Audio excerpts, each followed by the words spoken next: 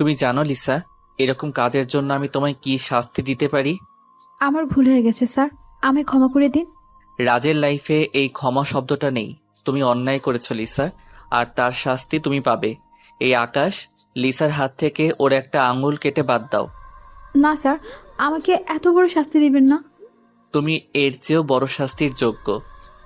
এতক্ষণ ধরে যার কথা শুনছিলেন সে আর কেউ নয়, এই গল্পের হিরো রাজ সরকার। আজকে সে শাস্তি দিতে এত বড় সভা বসিয়েছে। আর যে অপরাধী সে হলো তারই এক কর্মচারীর ওয়াইফ। মেয়েটার অপরাধ তার স্বামী বেশি ইনকাম করে না, তার যা চাহিদা সে দিতে পারে না, কারণ লিসা হলো একটা লোভী টাইপের মেয়ে আর টাকার প্রচুর খিদে। রাজ অন্য কোনো মাধ্যমে এই খবরটা পেয়েছিল, কারণ তার কাছে যে কাজ করে তার নাম কালু। খুব সাধারণ একটা ছেলে, যেটুকু মাইনে পায় তাই লিসার হাতে তুলে দেয়। কিন্তু লিসা তাতে সন্তুষ্ট নয়, তার চাহিদা আরও বেশি। আর তার চাহিদা মেটাতে পারেনি বলে লিসা গরম তেল তার স্বামীর গায়ে ঢেলে দেয়। এই খবরটা রাজের কানে পৌঁছানোর সঙ্গে সঙ্গে সে লিসাকে ধরে আনতে বলে এবং তার শাস্তির ব্যবস্থা করে, কারণ কালো তার একজন বিশ্বস্ত কর্মচারী। আর যে তার বিশ্বাসী সে তার জন্য নিজের জীবন দিতেও পিছপা হয় না। অল্পতে মানিয়ে নিতে শেখো। বেশি খিদে শরীরের পক্ষে ভালো নয়। তোমার স্বামী যেমন রোজগার করে তুমি তো তা নিয়ে চলতে পারতে। ও তোমাকে খুব ভালোবাসে, কিন্তু তবু তুমি ওর গায়ে গরম তেল ঢেলে দিয়েছ। এটা তুমি ঠিক কাজ করনি লিসা। চৈতালি, হ্যাঁ স্যার, বলুন। কাল তুমি আমার সাথে প্যারিস যাবে। ওখানে আমাদের একটা প্রজেক্টের কাজ শুরু হবে। মিস্টার চৌধুরীদের সাথে আমাদের গুরুত্বপূর্ণ কতগুলি ডিল করার আছে। Okay sir. রাজ সরকার, বয়স 28 বছর, 6 ফুট হাইট, গায়ের রং ফর্সা, মাথায় ঘন কালো চুল, গালে খোঁচা খোঁচা দাড়ি, যা ওর সৌন্দর্যকে আরও দ্বিগুণ বাড়িয়ে তুলেছে। তার বাবা একজন সিএম, মা একজন সমাজসেবিকা, আর তার একটা ছোট ভাই বোন আছে, আর সবার থেকে ছোট একটা বোন আছে, আর তার একটা ছোট ভাই আছে, আর সবার থেকে ছোট একটা বোন আছে। ভাইয়ের নাম রাকেশ আর বোনের নাম শ্বেতা। এক সময় সে তার বাবা মার বাধ্য সন্তান ছিল, কিন্তু একটা ঘটনায় তার জীবনকে এলোমেলো করে দেয়। সেই থেকে সে মদের নেশায় আসক্ত হয়ে পড়ে, কারোর কথা শুনতো না, সারাদিন মদ আর ক্লাব নিয়ে থাকতো। রাজের জীবনে কি ঘটেছিল তার কথা আমরা পরে বলবো। আপনারা আমাদের এই গল্পের সাথে থাকুন, আস্তে আস্তে সমস্ত ঘটনা বলা হবে। রাজকে এই উচ্ছৃঙ্খল জীবন থেকে বের করে আনার জন্য তার বাবা তাকে লন্ডনে পাঠিয়ে দেয় কম্পিউটারের ডিপ্লোমা করার জন্য। কিন্তু ওখানে গিয়ে সে একটা মাফিয়া গ্রুপের লিডার হয়ে যায়। এটা সম্পূর্ণ সিক্রেট থাকে, কেউ জানে না রাজের এই ডন হয়ে কেউ জানে না রাজের এই ডন হয়ে ওঠা। সে সমগ্র ইউরোপের কাজ করে, সারা ইউরোপ যুগের চারিদিকে ছড়িয়ে আছে তার নেটওয়ার্ক। আর সেখানে বিভিন্ন কাজের জন্য লোক নিয়োগ করা আছে। আজ 2 দিন হলো রাজ তার পার্সোনাল সেক্রেটারি চৈতালিকে নিয়ে প্যারিসে এসেছে। রাজ হোটেলের ঘরে বিশ্রাম করছিল, ঠিক তখন চৈতালির দরজায় টোকা দেয়। রাজ তাকে ভেতরে আসতে বলে, তারপর চৈতালি তাকে বলে, স্যার। হ্যাঁ বলো চৈতালি। স্যার, চৌধুরীরা আমাদের জন্য অপেক্ষা করছে, আপনি যাবেন না? হ্যাঁ চৈতালি, চলো। স্যার, আপনার শরীরটা কি খারাপ? আপনার চোখগুলো কেমন যেন লাল দেখাচ্ছে। কি হয়েছে স্যার আপনার? হ্যাঁ চৈতালি, আজকে শরীরটা আমার খারাপ লাগছে। তাহলে আজকের মিটিংটা ক্যান্সেল করে দিই। এত কাছে এসে মিটিং ক্যান্সেল করার প্রশ্ন ওঠে না। মিটিং চলাকালীন রাজ হঠাৎ অসুস্থ হয়ে পড়ে। সাথে সাথে রাজকে নিয়ে রুমে ঢোকায় এবং ডক্টরকে খবর দেয়। ডাক্তার এলে বলে উনি কোনো একটা বিষয় নিয়ে মানসিক টেনশনে আছে, একটু সাবধানে থাকতে বলবেন, তাহলে সব ঠিক হয়ে যাবে। আমি কতগুলো মেডিসিন দিচ্ছি, ঠিক সময় খাওয়াবেন। রাজ অসুস্থ হয়ে পড়ায় চৈতালি মিটিং ক্যান্সেল করে দেয়। এরপর রাজ একটু সুস্থ হয়ে চৈতালিকে ফোন করে তার নিজের রুমে আসতে বলে। চৈতালির রুমে এলে রাজ চৈতালিকে বলে, চৈতালি, আমার শরীরটা একটু খারাপ আছে। একটা বিষয় নিয়ে আমি চিন্তায় আছি। আমি ভাবছি এবার দেশে ফিরে যাব, আর সেখান থেকেই আমি এখানকার সমস্ত কাজকর্ম মনিটরিং করব। তুমিও আমার সঙ্গে যাবে? স্যার, একটা কথা জিজ্ঞেস করব? হ্যাঁ, বলো চৈতালি।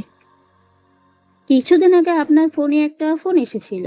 আমি জানি না কে ফোন করেছিল, কিন্তু তারপর থেকেই আপনাকে উদাসীন দেখায়। কোনো বিষয় নিয়ে আপনি কি চিন্তায় আছেন? হ্যাঁ চৈতালি, আমার জীবনে এমন একটা অধ্যায় আছে যেটা আমি ভুলতে চাইলেও ভুলতে পারি না। সেসব কথা পরে একদিন বলবো তোমায়। রাজ আর চৈতালি যখন কথা বলছিল, ঠিক তখন রাজের ফোনটা বেজে ওঠে। ফোনের স্ক্রিনের দিকে তাকিয়ে দেখে তার ছোট বোন শ্বেতা ফোন করেছে। রাজ ফোনটা হাতে তুলে নিয়ে হ্যালো বলতেই ওপাশ থেকে একটা মেয়ে বলে উঠল, দাদা, কেমন আছো? তোমার নাকি শরীর খারাপ? চৈতালিকে ফোন করেছিলে তো, তাই জানতে পারলাম। তা না হলে তো তুমি কোনো কিছুই বলো না। ধুর পাগলি, সেরকম কিছু হয়নি। অত চিন্তা করার কিছু নেই। না, চিন্তা করব না। তুমি সেই কত দূরে পড়ে আছো। কবে থেকে বলছি বাড়ি চলে এসো, এখানে এসে ব্যবসা শুরু করো, বিয়ে করো। তা আমার কথা শুনলে তো? তুমি ফিরে এসো না দাদা। হ্যাঁ রে, এবার আমি ফিরে যাব। ভাবছি ওখান থেকে বসে কাজ করব। সত্যি দাদা? তাহলে তো ভালোই হয়। তুমি কবে আসছো? আমি বাড়িতে খবরটা দিই, তাহলে সবাই খুশি হবে। সামনের সপ্তাহে যাব। আর এখন বাড়িতে কিছু বলতে হবে না। ভাবছি সারপ্রাইজ দেব। ঠিক আছে দাদা, তুমি ফিরে এসো। আমি বাড়িতে কাউকে কিচ্ছু বলবো না। তুমি এলে সবাই জানতে পারবে। ঠিক আছে, সাবধানে থাকবি। সামনের সপ্তাহে যাচ্ছি। তুমি সাবধানে থাকবে দাদা, আর তোমার আসার জন্য অধীর আগ্রহে অপেক্ষা করছি। ঠিক আছে বোনটি আমার। মা, আমায় খেতে দাও, আমি কলেজে যাব। তুই তো বললি কলেজ যাবি না আজকে, তাহলে আবার বলছিস কলেজ যাবি? সামনের সপ্তাহে দাদা। কি সামনের সপ্তাহে দাদা বলে থেমে গেলি? কিছু নয় মা, আমার কলেজে আজকে ইম্পর্টেন্ট একটা ক্লাস আছে। মিতালি ফোন করেছিল, ভেবেছিলাম যাব না, কিন্তু যেতে হবে। সামনের সপ্তাহে অনেকগুলো ছুটি নেব। সামনের সপ্তাহে ছুটি নিবি কেন? আমার পরীক্ষার জন্য কলেজে যাব না, সেই কারণে বলছিলাম। বুঝেছো মা জানানি? দাদা বাড়িতে সারপ্রাইজ দেবে, সেজন্য শ্বেতা তার মাকে কথাটা বলতে গেলেও বলতে পারল না। দাদা বারণ করেছে। কথা মতো 1 সপ্তাহ পর রাজ বাড়িতে এলো। রাজকে দেখে বাড়ির সবাই অবাক হয়ে গেল। মা ছুটে এসে বলল, আরে রাজ, তুই যে আসবি আগে থেকে আমাদের বলিসনি কেন? তোমাদের সারপ্রাইজ দেব বলে মা। ও আচ্ছা, তা বাবা, তোর শরীর তো আগের চেয়ে খারাপ হয়ে গেছে, ঠিক মতন যত্ন করিস না। আর তোর সাথে এই মেয়েটাকে রে? ওর নাম চৈতালি, ও আমার পিএ। আমি তোমায় বলেছিলাম না, কম্পিউটারে কোর্স করার পর আমি নতুন বিজনেস শুরু করেছি। ও আচ্ছা। আজ 5 বছর পর রাজ দেশে ফিরল। আজ থেকে 5 বছর আগে তার বাবা কম্পিউটার ডিপ্লোমার জন্য লন্ডনে পাঠায়। এই লন্ডনে পাঠানোর আর একটা কারণ আছে। ও একটা সম্পর্কের মধ্যে জড়িয়ে গিয়েছিল, যেটা ওর বাবার প্রফেশনের উপর প্রভাব ফেলছিল।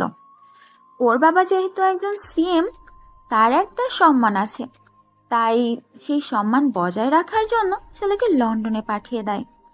রাজ বাড়িতে আসার পর তার বাবার মনে শান্তি নেই। রাজ তার এক পরিচিত বন্ধুর সাথে দেখা করতে গেল, যার ফোন পেয়ে রাজ অসুস্থ হয়ে পড়ে। তার নাম কার্তিক। রাজ কার্তিককে নিয়োগ করেছিল কারো একজনের খবর দেওয়ার জন্য, কিন্তু কিছুতেই সে খবর পাচ্ছিল না। তারপর কার্তিক রাজকে ফোন করে জানায় তার খবর পেয়েছে।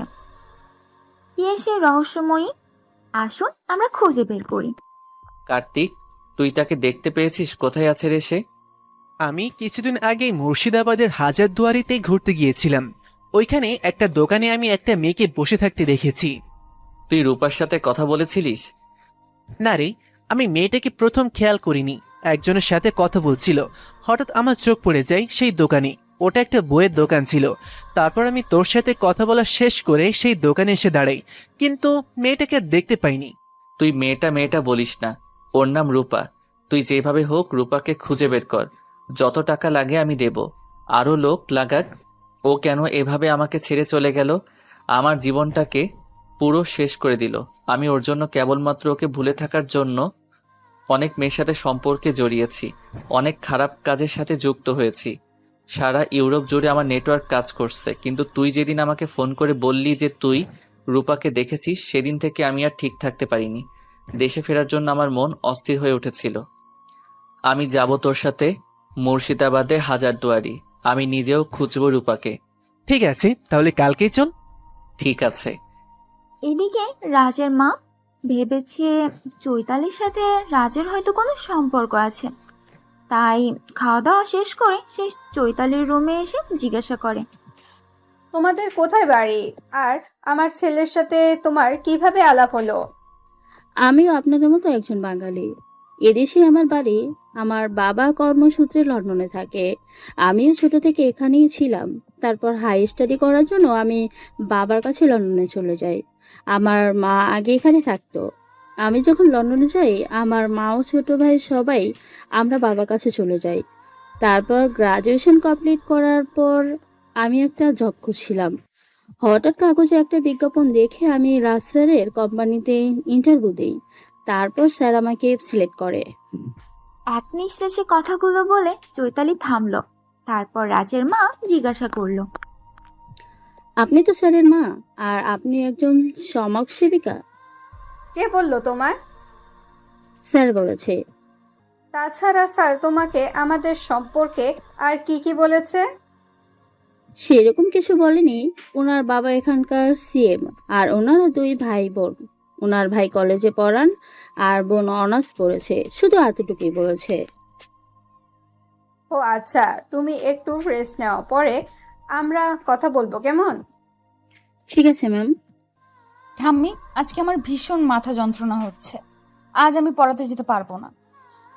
ঠিক আছে, তুই ওদেরকে ফোন করে জানিয়ে দে। তোকে পয়সার অভাবে ভালো ডাক্তারও দেখাতে পারি না। এই মাথার যন্ত্রণা তুই আর কতদিন সহ্য করবি? সেই ঘটনার পর থেকে তোর এই মাথা যন্ত্রণা শুরু হয়। ও ঠাম্মি, তুমি চুপ করো না, এসব পুরোনো কথা বলো না।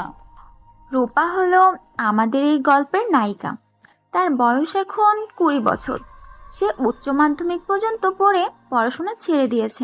টাকার অভাবে তার কলেজে পড়া হয়নি। এখন ছোট ছোট বাচ্চাদের টিউশনি পড়ায় আর বাড়িতে কাপড়ের উপর নকশা করা অর্থাৎ জরির কাজ করে। তার একটা প্রত্যন্ত ঘামে থাকা তার ঠাকুমা বাড়িতে ছাগল ও হাঁস মুরগি পোষার কাজ করে। ওরা আগে শহরে এক বস্তিতে থাকতো, কিন্তু এক ঘটনার জন্য রূপা তার বাবা মা ভাইকে হারায়। তারপর তারা এই প্রত্যন্ত গ্রামে চলে আসে। কিরে কার্তিক, সারা হাজারদুয়ারি তো ঘোরা হয়ে গেল, কিন্তু বইয়ের দোকানে লোকটাও তো বলল সে কিছু মনে করতে পারছে না। তুই ঠিক দেখেছিস তো রূপাকে? হ্যাঁ, আমি ওই বইয়ের দোকানেই দেখেছিলাম। আমার একটু ভুলের জন্য আমি রূপাকে ধরতে পারলাম না। আমি কিন্তু তোকে দায়িত্ব দিয়েছিলাম কার্তিক, ওকে খুঁজে বের করার, কিন্তু তুই আমার কথা রাখিসনি। আমি তো চেষ্টা করছি, আর কেউ যদি নিজে থেকে হারিয়ে যায়, আমি তাহলে তাকে কিভাবে খুঁজে বের করব বল? কিছু তো একটা হয়েছে ওর সাথে এবং ওর পরিবারের সাথে। আমি এখন অন্ধকারে আছি, নিশ্চয়ই একদিন প্রকাশ্যে আসবে। আর কে ষড়যন্ত্র করেছে তার মূল মাস্টার মাইন্ড আমি খুঁজে বের করবই। চল আমরা বাড়ি ফিরে যাই। তুই তো এখন এখানে আছিস, এখানে পরে ওকে খুঁজে বের করা যাবে। আমি এখন এখানেই থাকবো, আর এখান থেকে ইউরোপের সমস্ত কান্ট্রিতে আমার যে কাজকর্ম চলছে তা দেখাশোনা করব। ওখানে বিভিন্ন কাজের জন্য যদি আমি লোক নিয়োগ করে এসেছি, তারাই আমাকে ওখানকার কাজকর্মের প্রত্যেকটা আপডেট দেবে। যদি কিছু সমস্যা বুঝি আমি পুনরায় ইউরোপ ব্যাক করব। এখন রূপাকে খুঁজে বের করা আমার একমাত্র লক্ষ্য। খুব রাতে রাজ বাড়ি ফিরে আসে। সেদিন রাতে রাজের মা আজকে কিছু বলে না। বেলা 10টায় রাজের ঘুম ভাঙল। সে ঘুম থেকে উঠে তার মাকে বলে, মর্নিং মা। আর মিটিং আছে। বেলা কয়টা বাজে দেখেছিস? আর কালকে কার্তিককে নিয়ে তুই কোথায় গিয়েছিলিস? তোর বাবা বাড়িতে এসে তোকে খুঁজছিল। তাই নাকি? তা মিস্টার সিএম এর আমার কথা মনে ছিল? কি সব বলছিস উল্টোপাল্টা কথা? উনি তোর বাবা হন আর এখানকার সিএম। কত মানুষ ওনাকে রেসপেক্ট করে জানিস? উনি তো আমার সাথে ভালো কিছু করেনি মা। উনি আমাকে জোর করে লন্ডন পাঠিয়ে দিল। সেই কারণে তোর এত রাগ। কিন্তু বাবা, ওখানে গিয়েছিস বলেই তো তুই এত বড় বিজনেস করতে পারছিস। এই যে সমগ্র ইউরোপ জুড়ে তোর যে বিজনেস, সেটা তো তোর বাবা তোকে লন্ডন পাঠিয়েছিল বলেই তো করতে পারলি। তোমার ছেলে যে কি কাজ করে তা যদি তুমি জানতে। তোমার ছেলে ছদ্মবেশে ডন, আর সে সমগ্র ইউরোপ মহাদেশের মাফিয়া গ্রুপের একজন লিডার। কি সব ফিসফিস করে বলছিস? একটু জোরে বল, আমিও শুনি। মায়ের কথায় রাজের চেতনা ফিরে আর সে স্বাভাবিক হয়। তারপর সে তার মাকে বলে, মা, বাবা কোথায়? বাবাকেও দেখতে পাচ্ছি না। তোর বাবা সরকারি কিছু অনুষ্ঠান থাকায় 2 দিনের জন্য হায়দ্রাবাদ গেছে। আমি তোর বাবাকে বলছি যে তুই এসেছিস, আর তুই তো আগে থেকে কিছু বলিসনি। তোর বাবা কিছু জানতো না। তোর বাবার সঙ্গে খুব খুশি হয়েছে। যাকগে, ছেলেটা অনেকদিন পর বাড়ি ফিরে এসেছে। তোর বাবা বলেছিল তোর এবার বিয়ে দেবে। তোর বাবা একটা মেয়ে ভীষণ পছন্দ। তোর বাবার একটা মেয়েকে ভীষণ পছন্দ। তোর বাবা ফিরে এসে এই বিষয়ে তোর সাথে কথা বলবে। মা, এখন আমি বিয়ে করব না। দেখ বাবা, দেখতে দেখতে তোর 28 বছর বয়স হয়ে গেল, আর এটাই তো বিয়ের করার উপযুক্ত সময়। তারপর তোর ছোট ভাই আছে, সে ভালো চাকরি করে, তবে তো বিয়ে দিতে হবে। আর তোর বোন গ্র্যাজুয়েশন হয়ে গেলে তারও বিয়ে দিয়ে দিব। তুমি বরং রাকেশ আর শ্বেতার বিয়ে দিয়ে দাও। তুই কি সারা জীবন একা থাকবি নাকি? তোকে সংসার করতে হবে। আপাতত এসব নিয়ে আমি ভাবছি না। আজ কদিন হলো রাজের ছোট ভাই রাকেশ লক্ষ্য করছে তাদের গেস্ট রুমে একটা মেয়ে আছে। মেয়েটাকে কি তার পরিচয় সে জানে না। তার কৌতূহল হচ্ছে, তাই সে তার মাকে জিজ্ঞাসা করলো, মা, তোমায় একটা কথা জিজ্ঞেস করব। হ্যাঁ বাবা, বল না, কি জানতে চাইছিস? আজ কদিন ধরে আমি লক্ষ্য করছি আমাদের গেস্ট রুমে একটা মেয়ে রয়েছে।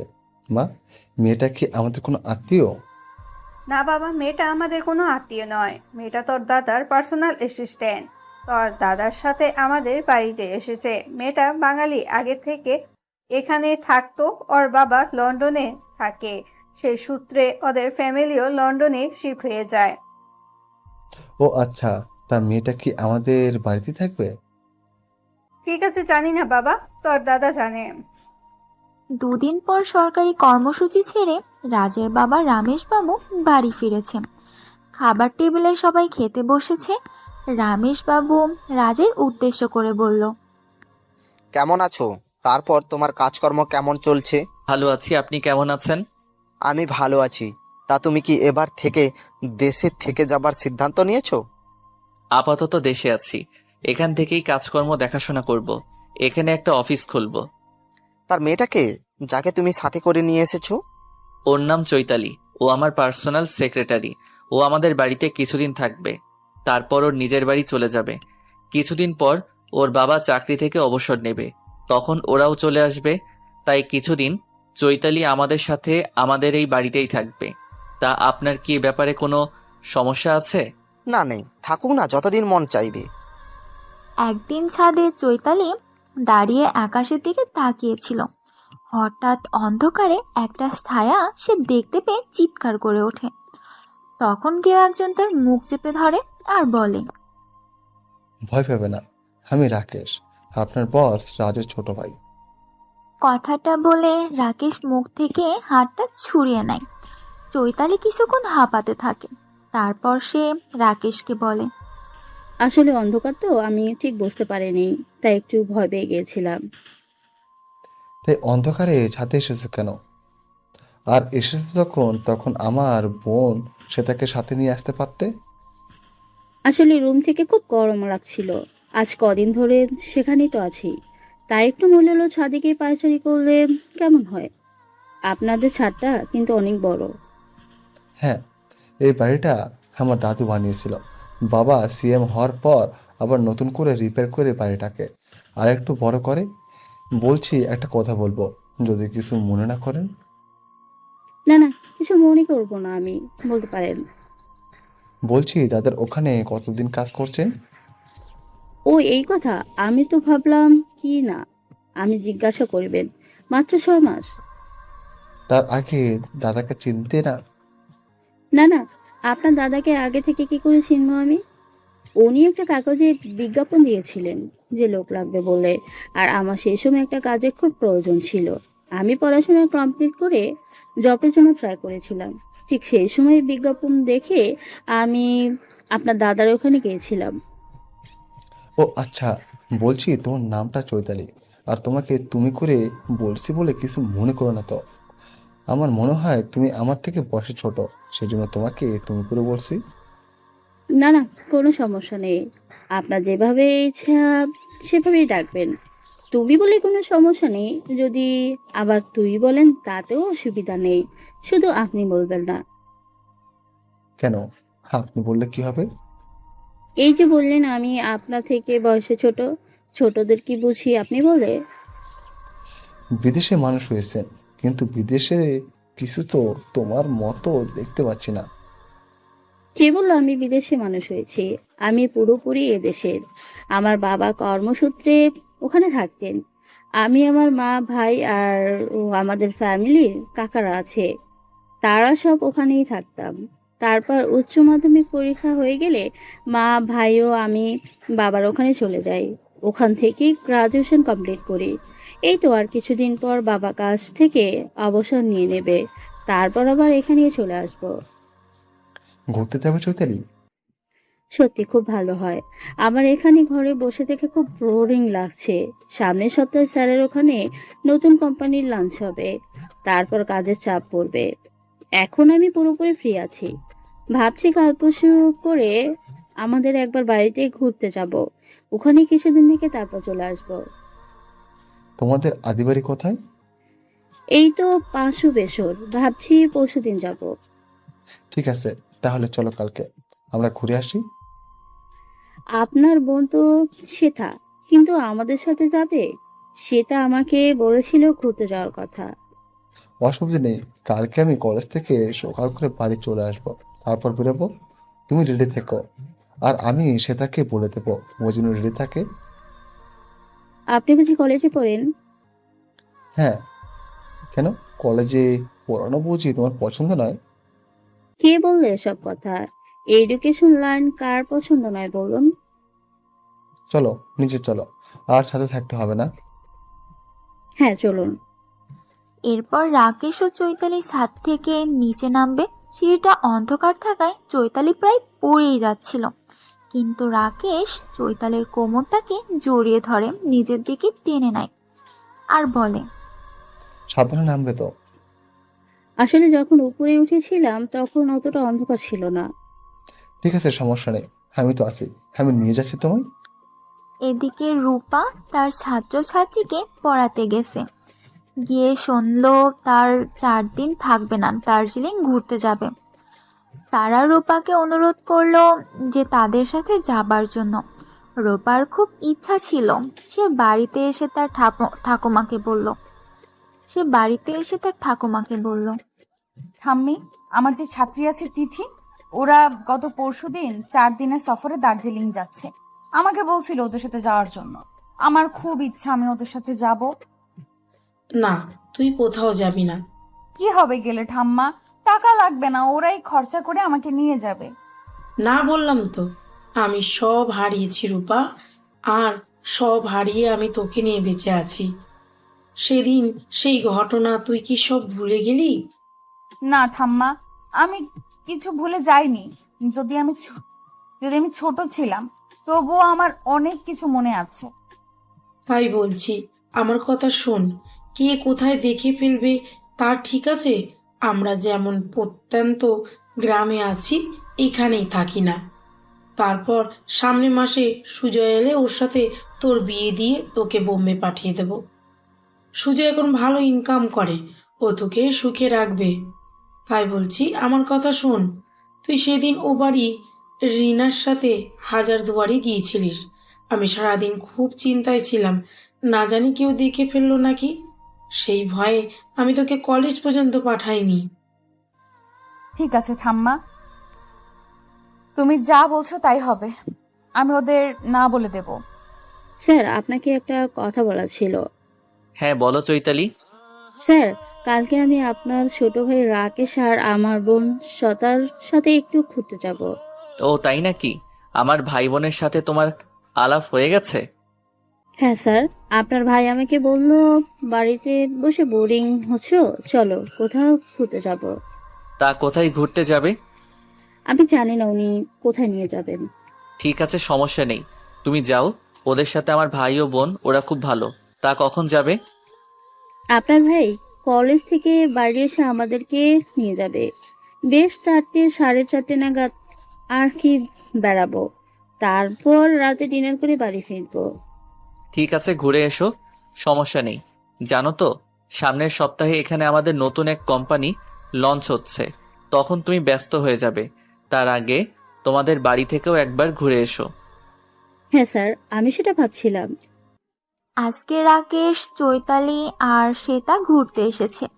কিছুক্ষণ ঘোরাঘুরি করে তাহলে রাত 8টা নাগাদ একটা রেস্টুরেন্টে ডিনার করতে ঢুকেছে। রাকেশ চৈতালিকে বলল, কি খাবে চৈতালি? অর্ডার দাও। আপনি যা পছন্দ করবেন আমি সেটাই খাবো, এই ব্যাপারে আমার কোনো মতামত নেই। তখন পাশ থেকে শ্বেতা বলে ওঠে, কেন গো, আমার ছোটটা যেটা খাবে তুমি সেটাই খাবে। তুমিও কি আমার ছোটটাকে পছন্দ করে ফেলেছো? তুমি বলো, আমি তাহলে তোমাদের বিয়ের ঘটকালি করব।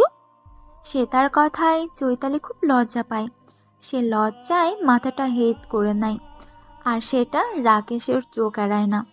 তবু সে গম্ভীর লুক দিয়ে শ্বেতাকে বলে, খুব পেকে গেছিস না? বাবাকে বলবো তোর বিয়ে দিতে।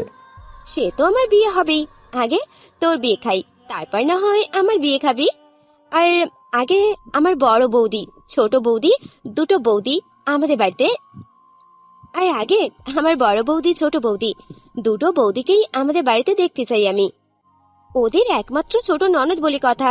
বউয়ের সাথে, বৌদির সাথে কত ঝগড়া করব, খুনসুটি করব, আমি সব মনে মনে ঠিক করে রেখেছি। তোর বিয়ের সময় আমাকে একটা ভালো লেহেঙ্গা কিনে দিবি, যেটা পরে তোর বিয়েতে আমি নাচবো। কথা বলার শেষ হওয়ার সাথে সাথে শ্বেতার ফোনে একটা কল আসে। সেটা ফোনটা রিসিভ করে একটু দূরে চলে যায়, আর এদিকে চৈতালি মুখের খাবার পরে কাশতে শুরু করে। রাকেশ তখন চৈতালির মাথায় হাত বুলিয়ে দেয় আর জলের বোতলটা চৈতালির মুখের সামনে ধরে, আর চৈতালিকে উদ্দেশ্য করে বলে, কে মনে হয় তোমার নাম বলছে? মায়ের মুখে ছোটবেলায় গল্প শুনেছি, খেতে বসে কে যদি ভীষণ খায় তাহলে তার কোনো প্রিয় মানুষ তার নাম বলে।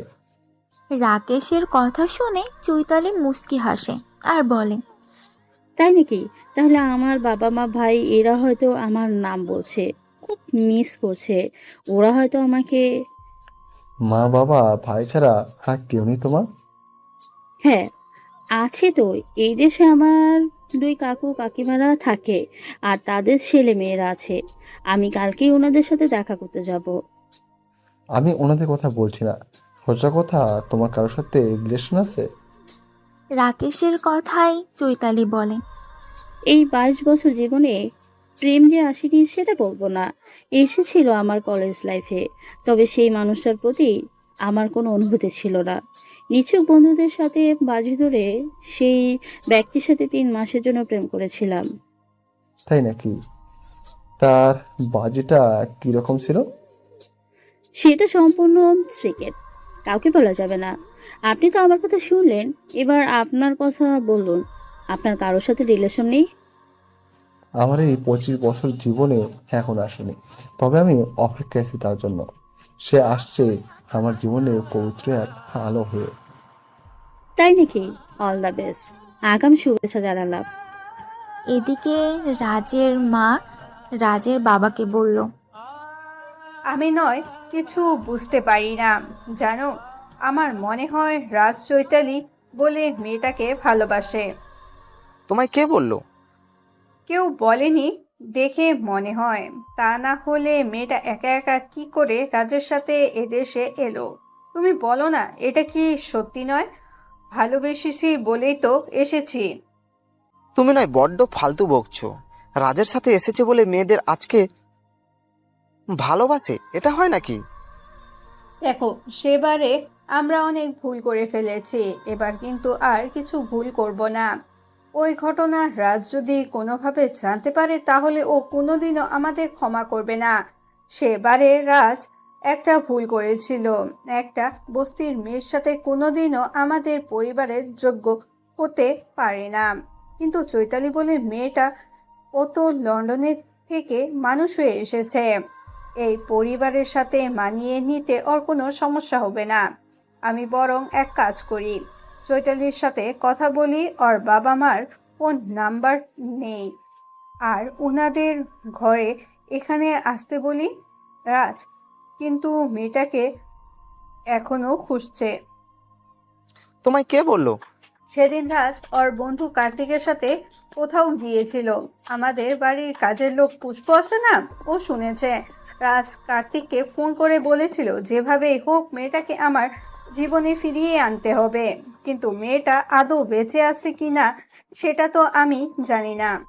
তুমি চুপ করো, কেউ কোথা থেকে শুনে ফেলবে। আমার সরকারে এত সম্মানহানি হবে, বিরোধী পার্টি উঠে পড়ে লাগবে। তুমি বরং চৈতালির সাথে কথা বলো, ওর বাবা মাকে ফোন করে এখানে আসতে বলো, যত তাড়াতাড়ি সম্ভব বিয়ে দিতে হবে। বিয়ে হয়ে গেলে ওইসব পুরনো কথা আমার মনে হয় মনে রাখবে না। সামনে ইলেকশন এসে গেছে, তার আগে রাজের বিয়ে দিতে হবে। ঠিক আছে, আমি কালকে ওই চৈতির সাথে কথা বলবো। রাজের কোম্পানির লঞ্চ হয়ে গেছে এদেশে, সেসব কাজ নিয়ে চৈতালি ওরা আজ খুব ব্যস্ত থাকায় কদিন ধরে কারোর সাথে সেভাবে দেখা হয়নি। তার কিছুদিন পর রাজের মা চৈতালিকে বলে, চৈতালি, আমি কদিন ধরে তোমায় খুঁজছিলাম, তুমি ব্যস্ত থাকায় আমি তোমার সাথে কথা বলতে পারিনি। তোমার সাথে আমার কিছু কথা আছে, তুমি কি আমাকে 10 মিনিট সময় দেবে? হ্যাঁ ম্যাম, এই কদিন খুব ব্যস্ত ছিলাম। আসলে স্যারের নতুন কোম্পানির জন্য কিছু প্রজেক্ট কাজ চলছিল, সেখানেই একটু ব্যস্ত ছিলাম। এখন একটু ফাঁকা আছি। হ্যাঁ ম্যাডাম, বলুন, আপনি কি বলবেন? তোমার বাবা অথবা মা কারো কন্ট্যাক্ট নাম্বারটা আমাকে দেবে? কেন ম্যাম, কিছু কি দরকার আছে আমার বাবা মার সাথে? সামনের সপ্তাহে দোল পূর্ণিমা, যে উপলক্ষে আমাদের বাড়িতে একটু পুজোর আয়োজন করা হয়েছে, সেই কারণে উনাদের এখানে আসার জন্য আমন্ত্রণ করব। ঠিক আছে, সমস্যা নেই, আমি বাবা মাকে বলে দেব। আরে তোমাকে কিছু বলতে হবে না, ওনারা আমাদের বাড়িতে আসবে, আমাদের অতিথি নিমন্ত্রণটা তো আমাদের করতে হবে নাকি? ও আচ্ছা, ঠিক আছে, নাম্বারটা? তারপর রাজের মা চৈতালির কাছ থেকে ফোন নাম্বার নিয়ে তার বাবাকে ফোন করে আর বাড়িতে আসার জন্য আমন্ত্রণ করে। তার পরের সপ্তাহ চৈতালির বাবা মা উভয় রাজদের বাড়িতে আসে। পুজো উপলক্ষে অনেক গেস্টকে নিমন্ত্রণ করা হয়। সেদিন রাতে এক অনুষ্ঠানে রাজের বাবা ঘোষণা করে যে, আজ আমি সকলের উদ্দেশ্যে একটা কথা বলতে চাই। আমার বড় ছেলে রাজকে আপনারা সবাই জানেন, তার আমরা বিয়ে ঠিক করেছি তার পার্সোনাল অ্যাসিস্ট্যান্ট চৈতালির সাথে। সামনের সপ্তাহে ওনাদের এঙ্গেজমেন্ট, আর 3 মাস পর চৈতালির বাবা মা দেশে ফিরে এলে ওদের শুভ কাজটি তখন সম্পূর্ণ হবে। রাজের বাবা হঠাৎ করে এরকম একটা কথা ঘোষণা করবে এত লোকের মাঝে, তা সে কেউ ভাবতেই পারেনি। তার বাবার কথায় শুধু রাজ আর চৈতালি নয়, রাকেশ, এমনকি তার ছোট বোন শ্বেতা, সেও অবাক হয়ে যায়। কারণ শ্বেতা জানে রাকেশ ও চৈতালি এরা একে অপরকে মনে মনে ভালোবাসে। রাকেশ চৈতালি খুব খারাপ লাগে প্রকাশ্যে এ কথা বলায়। আর সব থেকে বেশি রেগে যায় রাজ। বাবার কথা শুনে তার মাথায় আগুন জ্বলতে থাকে। সে তখন সবার সামনে তার বাবাকে বলে, বাবা, তোমার মাথা ঠিক আছে তো? না, সামনে ইলেকশন এসে পড়ায় তোমার মাথায় কিছু সমস্যা হয়েছে। কিসব কথা বলছো উল্টো পাল্টা? আমার মাথা খারাপ হবে কেন? ঠিক আছে, আমি আপনার সাথে এ ব্যাপারে পরে কথা বলবো। রাতের বেলা রাজ আর বাবা মার সাথে খুব ঝগড়া করে। আপনি আমার মতামত না নিয়ে এতগুলো লোকের সামনে আমার বিয়ের কথা কেন ঘোষণা করলেন? কেন, আমি কি দোষ করেছি? তুমি তো চৈতালিকে ভালোবাসো, আর ও তো খারাপ মেয়ে নয়। ও আমাদের বাড়ির বউ হওয়ার উপযুক্ত। তাই আমি ঘোষণা করেছি। কেন, এই বিয়েতে তোমার কি মত নেই? বাবার কথায় রাজ খুব রেগে যায় আর বাবাকে চিৎকার করে বলতে থাকে, আপনি এত বড় একটা কথা ঘোষণা করার আগে আমার মতামত নিয়েছিলেন? আমি কি করে জানবো? তোমার মাই তো বললো চৈতালির সাথে নাকি তোমার সম্পর্ক আছে, তুমি ওকে ভালোবাসো। সেই কারণে তোমার মা চৈতালি বাবা আমাকে ফোন করে এখানে আসতে বলে। না, ভুল কথা চৈতালি আমার ভালো বন্ধু। আমি কখনো ওকে ভালোবাসি না যে ওকে আমি বিয়ে করব। তুমি যা ভুল করেছো তা তোমাকে প্রায়শ্চিত্ত করতে হবে। তুমি আবার সবাইকে ডেকে ঘোষণা করবে যে আমার ছোট ছেলে রাকেশ চৈতালিকে ভালোবাসে, ওদের দুজনের বিয়ে দেয়া হবে। আমার ভুলের জন্য আমি ক্ষমা প্রার্থী। কি বলছো তুমি? হ্যাঁ বাবা, এটাই সত্যি। তা কবে থেকে? আমি তো কিছুই জানি না। ঠিক বাড়িতে থাকেন আপনি, যে বাড়ির খবর রাখবেন। চৈতালি এখানে আসার পর থেকে রাকেশ আর চৈতালি একটা সম্পর্ক তৈরি হয়েছে। আমি যদি ভুল না হয়ে থাকি, এ ব্যাপারে ওদের দুজনের মত আছে। আপনি ওদের দুজনের সাথে কথা বলবেন। ঠিক আছে। রাজ যখন তার বাবাকে এই কথাগুলো বলছিল তখন তার মাও পাশে ছিল। রাজ তার মাকে উদ্দেশ্য করে বলে, তুমি এত বোকা মা, তোমার চোখের সামনে এসব ঘটে গেল আর তুমি বুঝতে পারলে না? বোন সব জানে, তুমি ওর কাছ থেকে জেনে নেবে, আর পারলে রাকেশ চৈতালির সাথে এই ব্যাপারে কথা বলবে। রাত 11টা বাজে। বাড়ির সবাই যে যার রুমে ঘুমিয়ে পড়েছে। হঠাৎ টোকা পড়ে। চৈতালি সেই শোবে, একটু তন্দ্রাচ্ছন্ন হয়েছে। হঠাৎ দরজায় শব্দ হয়, তার ঘুমটা ভেঙে যায়। ঘুম ঘুম চোখে এসে দরজা খুলে দেয়। রাকেশ ছুটে এসে চৈতালিকে দুহাত দিয়ে জড়িয়ে ধরে বলে, তুমি এই বিয়েতে একদম রাজি হবে না চৈতালি। আমি তোমাকে ছাড়া পাগল হয়ে যাব। আমি তোমাকে যেদিন প্রথম দেখেছি সেদিনই ভালোবেসে ফেলেছি। তুমি নিজে থেকে আমাদের সম্পর্কের কথা আমার বাবা মা ও তোমার বাবা মাকে জানাবে। এসব নিয়ে আপনাকে চিন্তা করতে হবে না। সময় হলে আমি নিজে থেকেই সকলকে বলবো আমাদের কথা। একটা কথা বলবো, সত্যি বলবে? হ্যাঁ, অবশ্যই। তুমি কি আমার দাদাকে ভালোবাসো? স্যারকে আমি পছন্দ করি, ঠিক কথা, কিন্তু তার প্রতি আমার কোনো ফিলিংস আসে না। আর আমার প্রতি? ওটা কি মুখে বলবো না করে দেখাবো? কথাটা বলে চৈতালি রাকেশকে দুহাত দিয়ে জড়িয়ে ধরল। তারপর তার বুকে মাথা রেখে বলল, এটা আমার শান্তির জায়গা, এখানে আমি সারা জীবন থাকবো। দেবে তো তোমার এই বুকে আমাকে থাকতে? তারপর রাকেশ ও চৈতালিকে নিজের বুকের মধ্যে দুহাত দিয়ে জড়িয়ে ধরল। তারপর রাকেশ বলল, জানো চৈতালি, আমি তোমার মনের কথা অনেকদিন আগেই জানতে পেরে গেছি। তবে আমার মনে হয় দাদার এই বিয়েতে মত নেই। জানো, আমার দাদা তোমাকে বলেছে কি আমি জানি না। আমার দাদা না একটা মেয়েকে পাগলের মতো ভালোবাসতো। তার প্রায় আজ থেকে 5 বছর আগের ঘটনা। তারপর মেয়েটার পুরো ফ্যামিলি আগুনে পুড়ে মারা যায়। তারপরেই বাবা দাদাকে কম্পিউটারে ডিপ্লোমা করার জন্য লন্ডন পাঠিয়ে দেয়। তুমি আমার দাদার মুখ থেকেই সব জানতে পারবে। আমি এর থেকে বেশি কিছু জানি না। আমি তখন হোস্টেলে থেকে পড়াশোনা করছিলাম। এটুকু শুধু জানি, তার বেশি কিছু আমি বলতে পারবো না। দাদা তারপর থেকে মদ আর সিগারেটে আসক্ত হয়ে পড়ে। ক্লাবে সারা রাত ধরে পার্টি করতো। বাবা এইসব পছন্দ করতো না। দাদার সাথে বাবার এই নিয়ে মাঝে মধ্যে ঝামেলা হতো। আমার মনে হয়েছিল স্যারের ভেতরে কোনো চাপা কষ্ট আছে, কিন্তু উনি কখনোই তা প্রকাশ করে না। ঠিক আছে, অনেক রাত হয়েছে, তুমি ঘুমিয়ে পড়ো, আমি চলে যাচ্ছি। তুমি দরজাটা বন্ধ করে দাও। সুজয় বাড়ি ফিরে এসেছে এই খবরটা রূপার কানে পৌঁছাতে সে ভয় পেয়ে গেল। তার আর কিছু করার নেই। এবার বোধহয় বিয়েটা তাকে করতেই হবে। তার ঠাম্মা রূপাকে বলল, শুনেছিস রূপা, সুজয় পরশুদিন বাড়ি এসেছে। ওর মা বলছিল 2 মাস এখন থাকবে, তার মাঝে তোর সাথে ওর বিয়েটা দিয়ে দিতে চাই। ওর ফ্যামিলি তোকে দেখতে আসতে চাইছে। আমি কি ওদেরকে আসতে বলবো? তুমি কি ওদেরকে আমার যে মাথায় মাঝে মাঝে যন্ত্রণা হয় সে কথাটা বলেছো? ডাক্তার কি বলেছে তা তো ওদের জানানো দরকার। ওইসব কিছু নয়, দূর থেকে পড়ে যাওয়ার জন্য মাথায় একটু আঘাত লেগেছে। আমাদের পয়সা নেই, তাই বলে ডাক্তার দেখাতে পারিনি। ডাক্তার দেখালে হয়তো তোর এই যন্ত্রণাটা সহ্য করতে হতো না। সুজয় ভালো ছেলে, ও বিয়ের পর বড় ডাক্তার দেখালে তোর মাথা যন্ত্রণা ভালো হয়ে যাবে। সেটা অন্য ব্যাপার, তবু তুমি আমার এই রোগের কথাটা ওদের কাছে সত্যি বলে দেবে। আমি চাই না ভবিষ্যতে এ নিয়ে ওরা আমাকে কথা শোনায়। সে নয় পরে বলা যাবে, তাহলে আমি এখন ওদের আসতে বলি। এদিকে চৈতালি রাজের সামনে দাঁড়িয়ে আছে প্রায় আধ ঘন্টার উপর। কিছু জিজ্ঞাসা করবে কি কি কিছু জিজ্ঞাসা করবে কি ঠিক সাহস হচ্ছে না। চৈতালির মনোভাব বুঝতে পেরে রাজ চৈতালিকে বলল, তুমি কিছু কি বলবে আমায় চৈতালি? হ্যাঁ স্যার, কিছু জিজ্ঞাসা করার ছিল। বলে ফেলো, কি জানতে চাইছো? কিছু মনে করবেন না তো? না। আমাকে তো আপনি ভালো বন্ধু মনে করেন।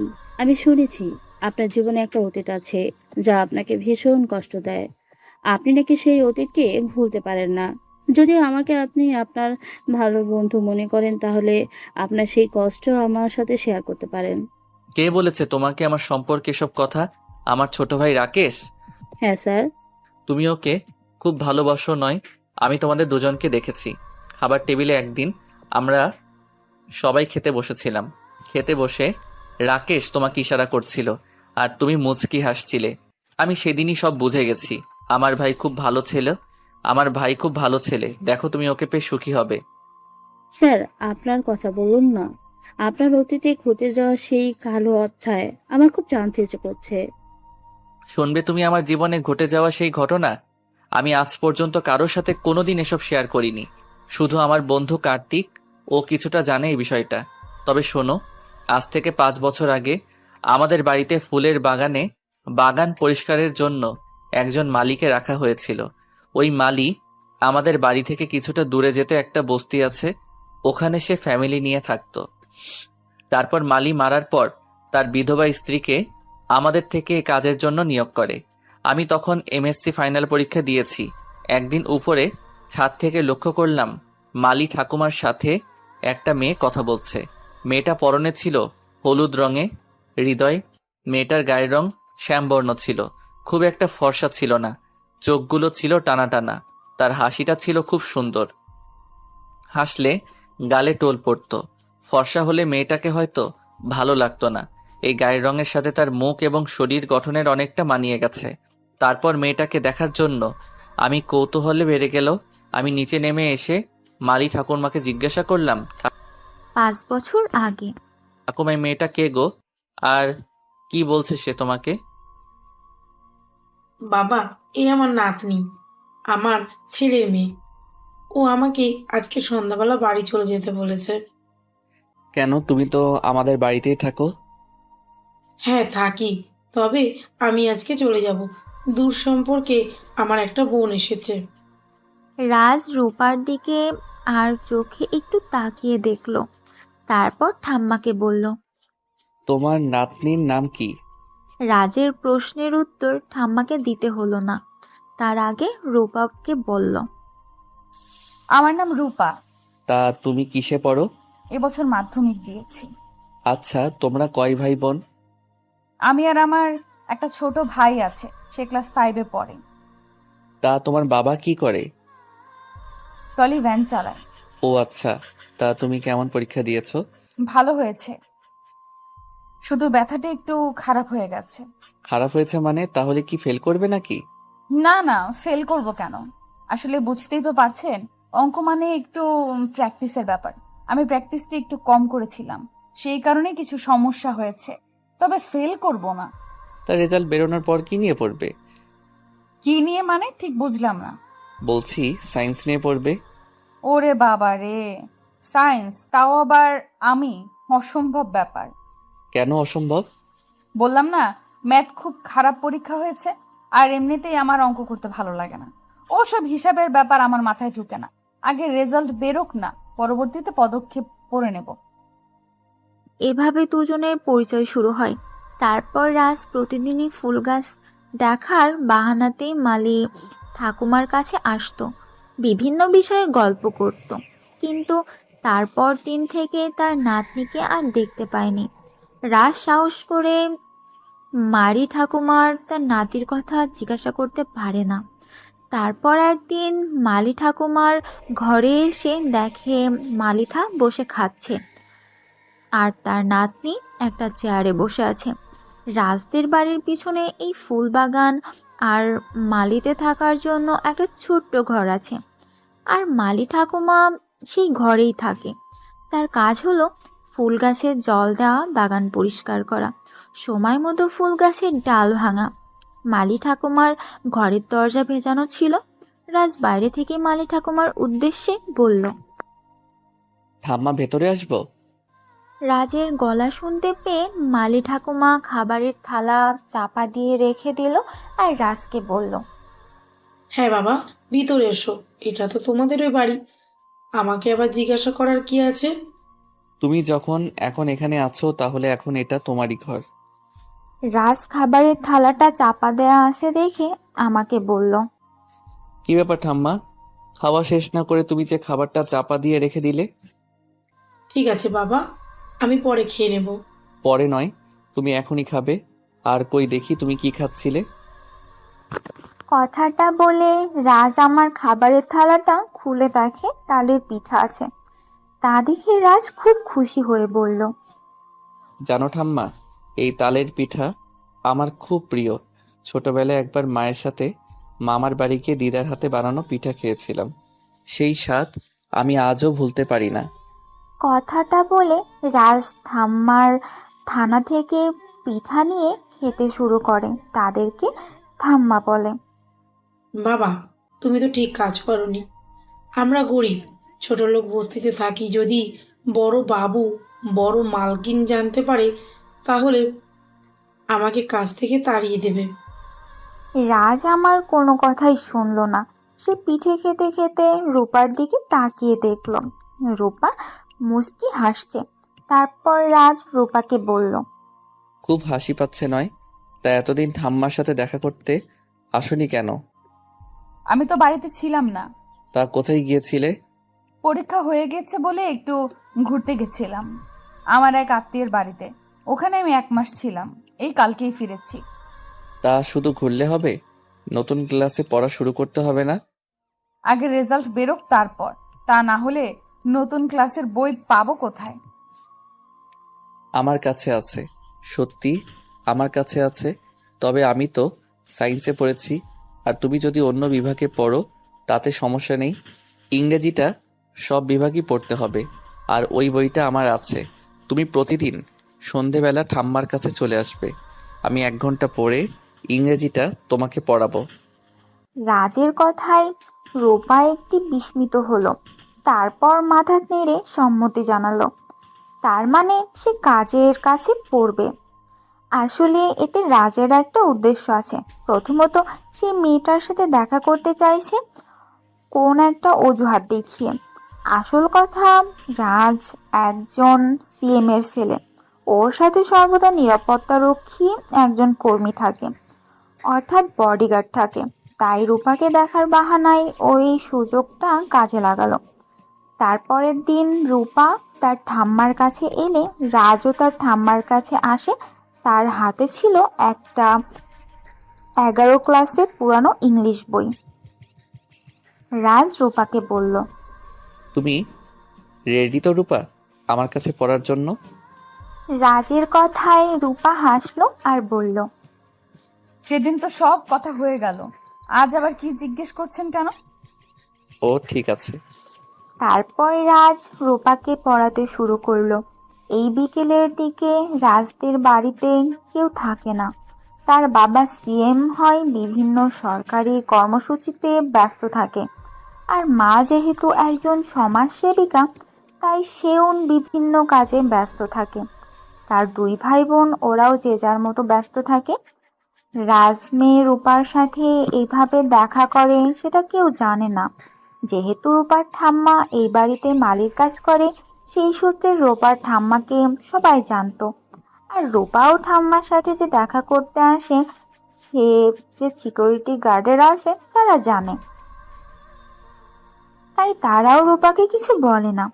এভাবে চলছিল বেশ। রাজ ও রূপার মধ্যে একটা ভালোবাসার সম্পর্ক তৈরি হয়, কিন্তু সাহস করে রাজ বা রূপা এই প্রকাশ করে না। রাজ মনে মনে তার পজিশন যে জায়গায় হয়তো রূপা না করে দিবে, আবার রূপা মনে করে সে বস্তিতে থাকে, গরিবের মেয়ে, দেখতে কতটা সুন্দর নয়, তাই সে কি করে ভাববে সিএম এর ছেলে তাকে পছন্দ করবে। কিন্তু প্রকৃত ভালোবাসা কি সবসময় কাল, জাত, ধর্ম, গরিব, বড়লোক, রূপ, গুণ এগুলো দেখে বিচার করে? তাই এদের সম্পর্কের ক্ষেত্রে তার ব্যতিক্রম ঘটল না। দুজনের মধ্যে এক তীব্র আকর্ষণ জন্ম নিল। এভাবে চলছিল বেশ কিছুদিন। রূপার মাধ্যমিকের রেজাল্ট বেরিয়ে যায়, সে পাশ করে 11 ক্লাসের ভর্তি হয়। হঠাৎ তার ঠাকুমা একদিন অসুস্থ হয়ে পড়ে। রূপার ঠাম্মা রূপাকে বলে, দেখ রূপা, আজকে আমার শরীরটা ভালো লাগছে না, আমি সাহেবদের বাড়ি যেতে পারবো না, গায়ে কিছুটা জ্বর আছে। আমাকে তো আবার গাছে জল দিতে হবে, তাহলে জল ঘাটতে হবে। জল যদি বেশি ঘাটি তাহলে শরীরটা আরো বেশি খারাপ হয়ে যাবে। তুই কোনো এক কাজ কর, আজকে বিকালে তুই গাছগুলোতে জল দিয়ে আয়, বিকেলবেলা যাবি, সন্ধ্যা হওয়ার আগে ফিরে আসবি। ঠাম্মার নির্দেশ পেয়ে রূপা রাজদের বাড়ি যায়। কিন্তু তখন চৈত্র মাস, বিকেল বেলা হওয়ায় কালবৈশাখীর পূর্বাভাস দেখা যায়। বিকাল থেকে আকাশ কালো ভ্রমরের মতো হয়। রূপা কোনো রকমে জল দেওয়া শেষ করে বাড়িতে ফিরতে চায়, কিন্তু তার আগেই ঝড় উঠে যায়। রূপা মালিদের থাকার জন্য যে ঘরটা আছে সেই ঘরটার ভিতরে ঢুকে পড়ে দরজা বন্ধ করে চুপটি করে বসে থাকে। কিন্তু তারপরে একজনের কথা শুনতে পায়, রূপার নাম ধরে ডাকছে। সে আর কেউ নয়, রাজ। রাজ রূপাকে বলে, রূপা, দরজা খোলো। রাজের ডাকে রূপা দরজা খুলে দেয়। রাজ ভিতরে ঢুকে দরজাটা বন্ধ করে দেয়। ভালো থাকুন তুমুল ঝগড়া, বৃষ্টি, আর সেই সঙ্গে আকাশ ডাকছে আর বিদ্যুৎ চমকানি, সব মিলিয়ে এক বিষাক্তময় পরিবেশ। রূপা রাজকে বলল, আপনি আবার এখানে এলেন কেন? দেখছেন না বাইরে কত ঝড় বৃষ্টি হচ্ছে, আকাশে বিদ্যুৎ চমকাচ্ছে, একটা ছোট ঘর, এই জানলা দিয়ে বৃষ্টির ঝাপটা আসছে। আপনি চলে যান। রূপার কথায় রাজ রূপার মুখটা হাত করে চেপে ধরলো আর বলল, চুপ থাকো, কোনো কথা বলো না। বাইরে ঝড় বৃষ্টির তীব্র থেকে তীব্রতা হলো। মেঘের গর্জনে রূপার খুব ভয় লাগতে শুরু করলো।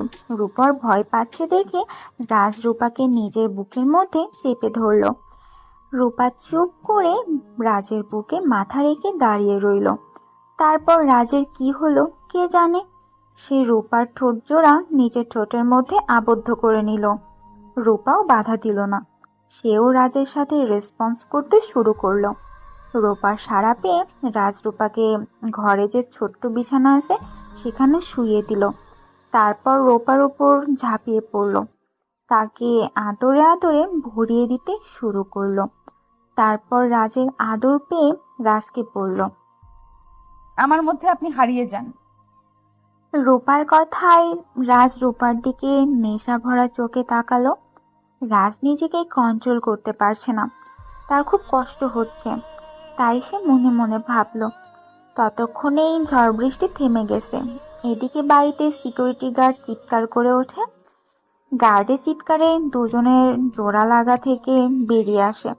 দুজনেই দুজনের থেকে ছিটকে সরে যায় আর দুজনেই ভাবতে থাকে এতক্ষণ কি ভুল করছিল তারা। গার্ডের চিৎকার শুনে ওপর একজন গার্ড ছুটে এসে জিজ্ঞাসা করে। তারপর গার্ড দরজার বাইরে থেকে রূপাকে বলে। এ কথা বললে গার্ড সেখান থেকে চলে যায়। এদিকে রূপাকে রাজ বলে, আজকে রাতে দুজনে অনেক গল্প করব, আমার স্কুল লাইফের কথা তোমাকে সব বলবো। তখন আমি কত দুষ্ট ছিলাম। তারপর ঠাম্মার ঘরে আনা কিছু মুড়ি আর চানাচুর ছিল, তাই খেলো ওরা দুজনে। রাজ খুব খুশি মনে মুড়ি চানাচুর খাচ্ছিল, কিন্তু রূপার কোথায় যেন একটা মনে হতো খেতে খুব অসুবিধা হচ্ছে। তাই রূপা রাজকে বলল, আপনার খেতে খুব অসুবিধা হচ্ছে না? আরে, এ তোমার প্রিয় খাবার, ছোটবেলায় কত খেয়েছি মামার বাড়ি গিয়ে। তারপর দুজনে সারা রাত ধরে অনেক গল্প করে রাস্তার মামার বাড়িতে গিয়ে কিভাবে পুকুরে সাঁতার কাটতো, কিভাবে ডুবে ডুবে মাছ ধরতো সেসব গল্প করতে থাকে। স্কুলে কত দুষ্টুমি করেছে সেই সব নানা রকম গল্প রূপাকে শোনায়। এভাবে গল্প করতে করতে দুজনে ঘুমিয়ে পড়ে। খুব সকালে রাজের ঘুম ভাঙে, সে রূপাকে ডেকে দেয়। তারপর দরজা খুলতেই দেখে তার মা পুজো করবে বলে বাগান থেকে ফুল তুলছে। হঠাৎ ঘরে দরজা খোলা আসবে, রাজের মা সেদিকে তাকায়।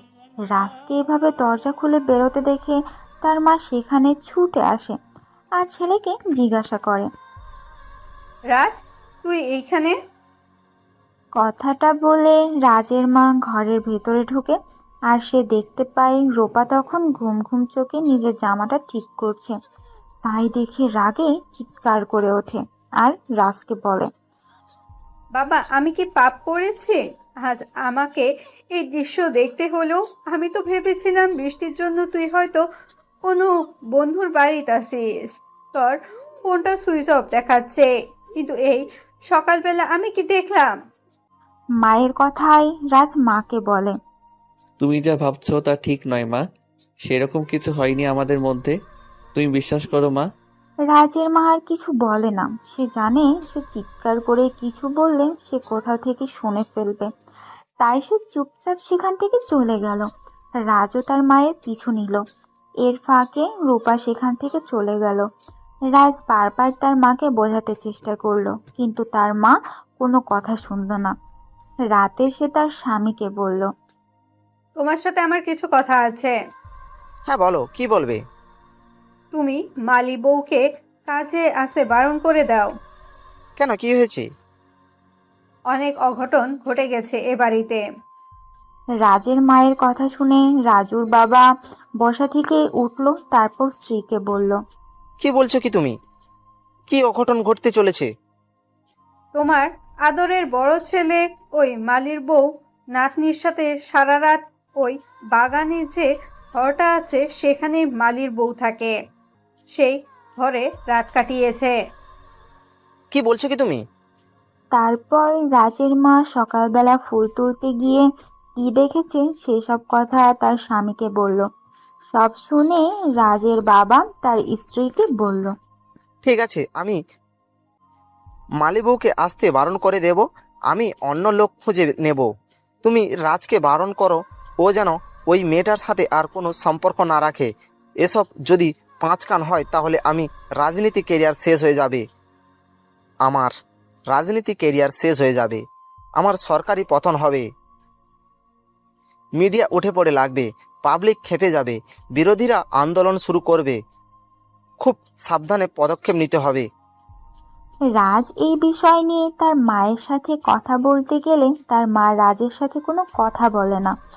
তারপর দিন মালি বউ কাজে এলে রাজের মাতাকে বলে, মালি বউ, তোমাকে আর এখানে কাজ করতে আসতে হবে না। কেন? বড়র মালকিন কি দোষ করেছি আমি? তুমি কোনো দোষ করেনি, দোষ তোমার নাতনি করেছে। কি দোষ করেছে আমাকে বলুন, আমি ওকে শাস্তি দেব। তোমার নাতনি আমাদের সবচেয়ে প্রিয় জিনিসকে চুরি করেছে। চুরি করেছে আমার নাতনি? আমি বিশ্বাস করি না বড় মালকিন। হ্যাঁ, তোমার নাতনি আমাদের সম্মান বিশ্বাস সব চুরি করেছে, সে অপরাধী। তাই তার অপরাধের জন্য তোমাকেও শাস্তি পেতে হবে। তুমি আর আমাদের বাড়িতে কাজে আসবে না, কাল থেকে অন্য মালি বাগানে কাজ করবে। কদিন ধরে রাজ লক্ষ্য করছে মালি ঠাম্মা তাদের বাগানে কাজ করে না, অন্য এক লোক কাজ করছে। তা দেখে রাজ তার মাকে বলে, মা, মালি ঠাম্মা আর কাজে আসে না। তার জায়গায় দেখছি অন্য লোক কাজ করছে। হ্যামালি বউ আর আসবে না, তার জায়গায় তোর বাবা নতুন লোক নিয়োগ করেছে। আর কাল থেকে তোমাকে আরো 2জন গার্ড বেশি দেওয়া হবে। না, আমার কোনো গার্ড লাগবে না। তুমি বুঝতে পারছো না? তোমার বাবা একজন সিএম আর তোমরা তার সন্তান, সেই হিসাবে যখন তখন তোমাদের উপর আক্রমণ হতে পারে, সেই জন্য এই ব্যবস্থা। আসলে এই নিরাপত্তা বাড়িয়ে দেওয়ার কারণ হলো রাজ কোনোভাবেই যেন রূপার সাথে যোগাযোগ করতে না পারে।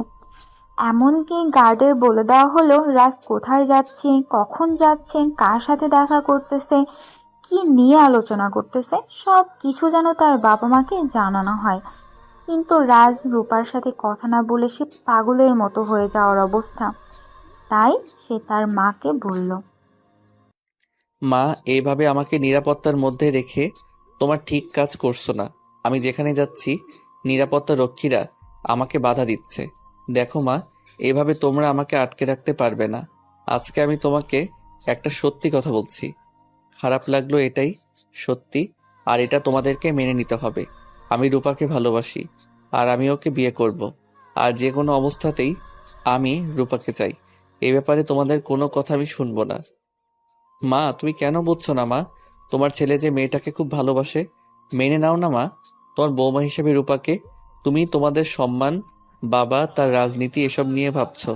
আরে, তোমার ছেলের কথা তোমাদের মনে পড়ছে না? ও যে পাগল হয়ে যাচ্ছে। এইভাবে চলতে থাকলে তোমার ছেলের পাগল হতে বেশিক্ষণ সময় লাগবে না। ও গরিব বস্তিতে থাকে, ছোট জাত, দেখতে চাও তেমন সুন্দর নয়, কিন্তু মা, ও যে আমার চোখের পৃথিবীর সবচেয়ে বেশি সুন্দরী। মা, ভালোবাসা গরিব বড়লোক জাত এসব ভেদাভেদ করে না। ভালোবাসা তো সকলের চেয়ে আলাদা, তাকে নিয়ে তো কোনো বিতর্ক হয় না। তুমি আমার কথাটা বোঝার চেষ্টা করো মা। না, রাজের সেই কান্না তার মায়ের মন গলাতে পারল না। এই কিছুদিনের মধ্যেই এক দুঃসংবাদ রাজের কানে এলো যে বস্তিতে রূপা ছিল সেখানে নাকি আগুন লেগেছে, আর এই আগুনে রূপাদের পুরো পরিবার মারা গেছে। আরও পাশাপাশি কিছু বাড়িতে আগুন লেগেছে। রাজের কানে কি খবর আসার সঙ্গে সঙ্গে সে ছুটে চলে যায় ওই বস্তিতে, দেখতে চায় কি ঘটেছে। কিন্তু তার আগেই তার নিরাপত্তা রক্ষীরা তাকে আটকে দেয়। তারপর থেকেই রাজ মদ খাওয়া শুরু করে দেয়, উচ্ছৃঙ্খল জীবনযাপন করতে থাকে, যা রাজের বাবা পছন্দ হয়নি। সে তার রাজনীতি ক্ষতি হবে ভেবে রাজকে লন্ডনে পাঠিয়ে দেয়। তারপর রাজ লন্ডনে গিয়ে কম্পিউটারে ডিপ্লোমা করে। তারপর একজন মাফিয়া ডনের সাথে তার আলাপ হয়, সেখান থেকেই তার ট্রেনিং শুরু হয়। তারপর সে আস্তে আস্তে সারা ইউরোপ জুড়ে তার কর্মকাণ্ড শুরু করে। সে হয়ে ওঠে ইউরোপের মাফিয়া ডন। এতক্ষণ ধরে রাজ চৈতালিকে এই কথাগুলো বলছিল। সব শোনার পর চৈতালি রাজকে বলে, স্যার, তারপর আপনি খোঁজ নেননি রূপা আদৌ বেঁচে আছে নাকি? হ্যাঁ, আমি খোঁজ নিয়েছিলাম। লন্ডনে যাওয়ার আগে আমার এক বন্ধু কার্তিককে আমি দায়িত্ব দিয়েছিলাম খোঁজ খবর নেয়ার জন্য। ও খোঁজ নিয়েছিল, তারপর বলল ওরা সবাই মারা গেছে। তার কিছুদিন পর কার থেকে আমাকে আবার ফোন করলো, বলল রূপাও তার ঠাকুমাকে সেদিন রাতে স্টেশনে কেউ দেখেছে। ট্রেন আসতেই তারা স্টেশন থেকে টেনে ছিঁড়ে কোথায় নাকি চলে যায়। আমি কার্তিককে বলেছিলাম আরো লোক লাগা, যদি রূপা সত্যি বেঁচে থাকে তাহলে ওকে যেভাবে খুঁজে বের কর। তারপর আমরা সেদিন প্যারিস গেলাম। মিটিংয়ের কিছুক্ষণ আগে আমাকে ফোন করে কার্তিক জানায় ওরা নাকি হাজারদুয়ারি গিয়েছিল, আর ওখানে একটা বইয়ের দোকানে রূপাকে দেখতে পায়। সে কথাটা শোনার পর থেকেই ওই মিটিংয়ে আমি অসুস্থ বোধ করি। তারপর দেশে ফেরার সিদ্ধান্ত নেই। স্যার, এখন কি করবেন? এখানে এসে হাজারদুয়ারি ছুটেছিলাম, ওখানে সব জায়গায় খুঁজলাম কিন্তু কোথাও পেলাম না। এদিকে সুজয়দের বাড়ি থেকে রূপাকে সকলে দেখতে এসেছে। তাদের সবার পছন্দ। সামনের মাসের 27 তারিখে বিয়ে পর্যন্ত ঠিক হয়ে গেছে। রূপা হঠাৎ করে মাথার যন্ত্রণা হয় কেন সেটা সুজনকে বলতে চেয়েছে, কিন্তু রূপার ঠাকুমা তাকে কিছু বলতে চায়নি। এতে রূপার ঠাম্মার উপর ভীষণ রেগে আছে। সত্যি কথা যদি বলে দেয় তাহলে কি হবে? কিন্তু ঠাম্মা শুনতে চায় না। এদিকে রাজের বন্ধু কার্তিক রাজকে বলে, রাজ, ঘুরতে যাবি? কোথায়? একটু গ্রামের দিকে, পিছিয়ে পড়া সেই গ্রাম। সেখানে এখনো মাটির 2 তলা বাড়ি আছে। বেশিরভাগ লোক চাষিজীবী। যাবি? আমার এক বন্ধু রাতুলের মাসির বাড়ি। 2 দিনের জন্য চল না, ঘুরে আসি, ভালো লাগবে। জানিস তো, আমার না কিছু ভালো লাগছে না। ভাবছি ইউরোপে ফিরে যাব। এখানে থাকলে রূপার কথা মনে পড়বে। ওকে এখন আমি ভুলতে পারিনি। তবে তুই বলছিস যখন, আমি তোদের সাথে যাব। ওখান থেকে ফিরে এসে আমি ইউরোপ ব্যাক করব। চৈতালি রাকেশের বিয়েটা দিয়ে দেব। ঠিক আছে, তাই হবে। তাহলে আমি রাতুলকে ফোন করে দিচ্ছি। পরশুদিন আমরা রওনা হচ্ছি। এটা মুর্শিদাবাদ জেলার লালগোলা বলে একটা জায়গা আছে, ওখান থেকে যেতে হবে একটু গ্রামের দিকে। তারপর রাজ তার বাবা মাকে বলে চৈতালিকে সবকিছু কাজকর্ম বুঝিয়ে দিয়ে কার্তিকের সাথে রাজ রওনা দেয়।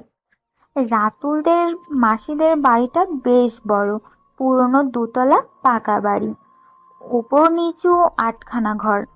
বাড়ির উঠানটাও অনেক বড়। ওদের আবার সান বাঁধানো ঘাট আছে। তা দেখে রাজের খুব ভালো লাগে। তার ছোটবেলা মামার বাড়ির কথা খুব মনে পড়ে। মামার বাড়ি গিয়ে এরকম সান বাঁধানো ঘাটে বসে ছোট মামার সঙ্গে পুকুরে ছিপ ফেলত।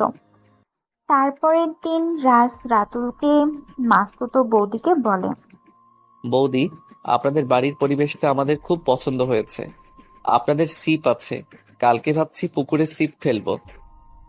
হ্যাঁ, অসুবিধা নেই, আমাদের পুকুরে অনেক মাছ আছে, আমি তোমাকে ছিপ দেবো। তারপরের দিন রূপা কিছু শাড়ির জরির কাজ করতে দেওয়া ছিল, সেই শাড়িগুলো নিয়ে রাতুলদের বাড়িতে তার বৌদিকে দিতে আসে। বাড়িতে এসে রূপা রাতুলের বৌদিকে বলে, আপনাদের বাড়িতে কিছু কি অনুষ্ঠান আছে? কেন বলো তো? কুটুম এসেছে মনে হয়। আরে না না, আমাদের বাড়িতে কোনো অনুষ্ঠান নেই। ওরা তো আমার মাস্তুতো দেবর, রাতুলের বন্ধু। তুমি উঠে এসে বসো রূপা, আমার শাড়িগুলো হয়ে গেছে। হ্যাঁ বৌদি, হয়ে গেছে, সেই জন্যই তো দিতে এলাম। তারপর রূপার কাছ থেকে শাড়িগুলো নিয়ে ভেতরে রেখে এলো। একটা প্লেটে করে কিছু মিষ্টি আর জল নিয়ে রূপাকে দেবার জন্য আনলো।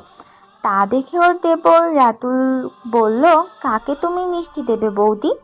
বৌদি হেসে বলল, আমার এক মিষ্টি ননদ আছে, তাকে দেবো তোমাদের শহরের মিষ্টি। ওরা যখন ভেতরে বসে এই কথাগুলো আলোচনা করছিল, ঠিক সেই সময় বৌদি 3 বছরের একটা ছোট্ট মেয়ে রূপার কোলে ওঠে। রূপা তাকে আদর করতে থাকে। হঠাৎ বাচ্চা মেয়েটি রূপার চুলগুলো টেনে ধরে। রূপা চিৎকার করে বৌদিকে ডাক দেয় আর বলে, ও বৌদি, তোমার মেয়ে কি বদমাইশ দেখো, আমার সব চুলগুলো ছিঁড়ে ফেললো। এই কথাটা বলতে বলতে রূপা মেয়েটিকে নিয়ে ভেতরে প্রবেশ করে। তারপরেই সামনে তাকিয়ে তাকিয়ে 3টে ছেলের সাথে তার বৌদি কথা বলছে। রাজ কার্তিক দুজনেই রূপার দেখে চমকে যায়। তারা এখানে এই অবস্থায় রূপাকে দেখবে ভাবতে পারেনি। রূপা ওদেরকে দেখে আশ্চর্য হয়ে যায়।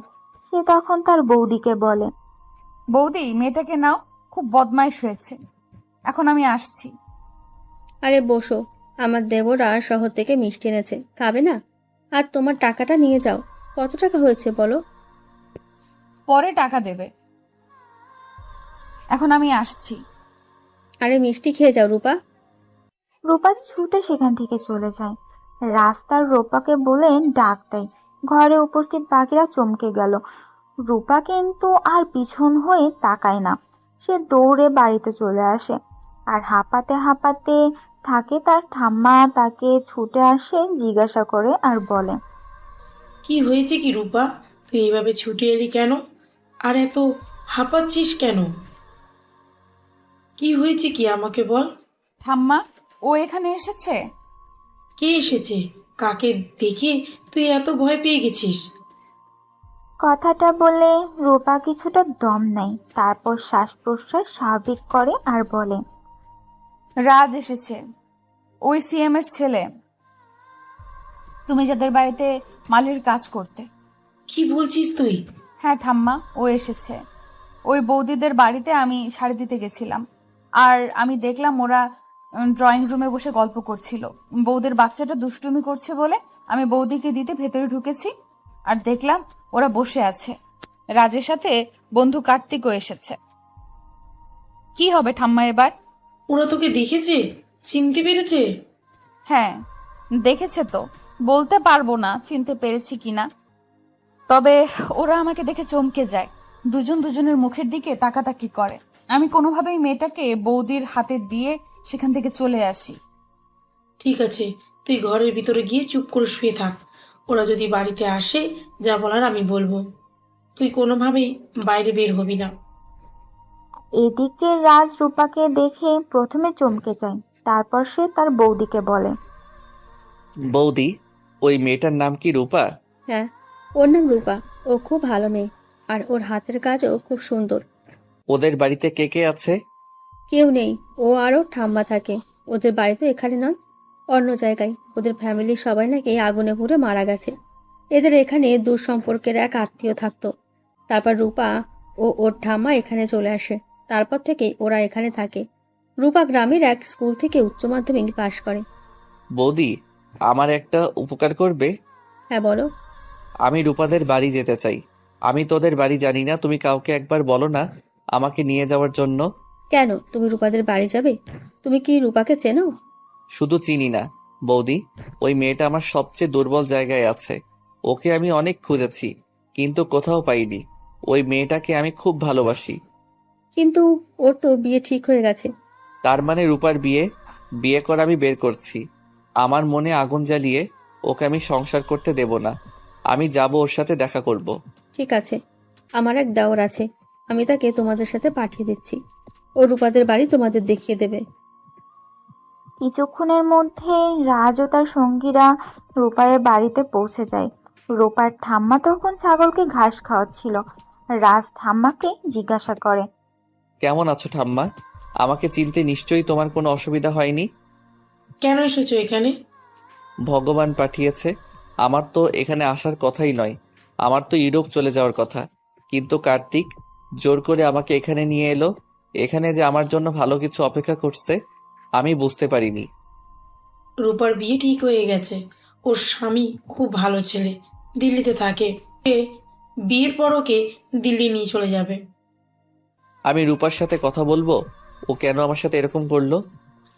ও তোমার কিছু করেনি, যা হারাবার তো হারিয়েছে। নিজের বাবা মা, ছোট ভাইকে। কি বলছো ঠাম্মা? হ্যাঁ, সেদিন বাড়িতে আগুন লাগেনি, তোমার বাবা লোক লাগিয়ে আমাদের বস্তিতে আগুন লাগিয়েছিল। তার উদ্দেশ্য ছিল আমাদের সকলকে মেরে ফেলা। তুমি একটা বস্তির গরিব মেয়েকে ভালোবাসতে, যা তোমার বাবা রাজনীতির কেরিয়ারে ক্ষতি হচ্ছিল, তাই তোমার বাবা রূপাকে পৃথিবীর থেকে সরাতে চেয়েছিল। কিন্তু কথায় আছে না, রাখে হরি তো মারে কে। রূপা তুমি এসে গেল, কিন্তু ওর বাবা মা, ভাই, তাদেরকে হারিয়ে ফেললো। ঠাম্মার কথা শুনে রাজ সেখানে মাথায় হাত দিয়ে বসে পড়ল। তারপর ঠাম্মাকে উদ্দেশ্য করে বলল, সেদিন কি ঘটেছিল ঠাম্মা, আমাকে একটু বলো। তারপর ঠাম্মা সেদিন কি গিয়ে ঘটেছিল এক এক করে রাজকে সব বলতে শুরু করলো। সেদিন তোমাদের বাড়ি থেকে একটা লোক আমাদের বাড়িতে এসেছিল। তোমাদের বাড়ির বিরিয়ানি রান্না হয়েছিল। আমি যদি তোমাদের বাড়িতে কাজ করতাম, সেজন্য ওরা আমাকে বিরিয়ানি দিতে এসেছিল। সেই লোকটা বলেছিল বাড়িতে সব কর্মচারীদের তার পরিবারের জন্য বিরিয়ানি দেওয়া হচ্ছে, সেজন্য 1 প্যাকেট বিরিয়ানি ওরা আমাদের বাড়িতে দিতে এসেছিল। বিরিয়ানিতে আমার নাতি নাতনি তো কি আনন্দ। সেদিন আমি বিকালবেলা হাটে গিয়েছিলাম। হাট থেকে ফিরতে আমার সন্ধ্যা হয়ে যায়। আমার বৌমা বলেছিল রাতে কিছু রান্না করবে না। সিএমদের বাড়ি থেকে যে বিরিয়ানিটা এসেছে সবাই মিলে তা খাওয়া হবে। আমি বাড়িতে ফিরে এসে দেখি ওরা সব বিরিয়ানি খাচ্ছে। রূপা দেখি তখন ঘরে পড়ছে।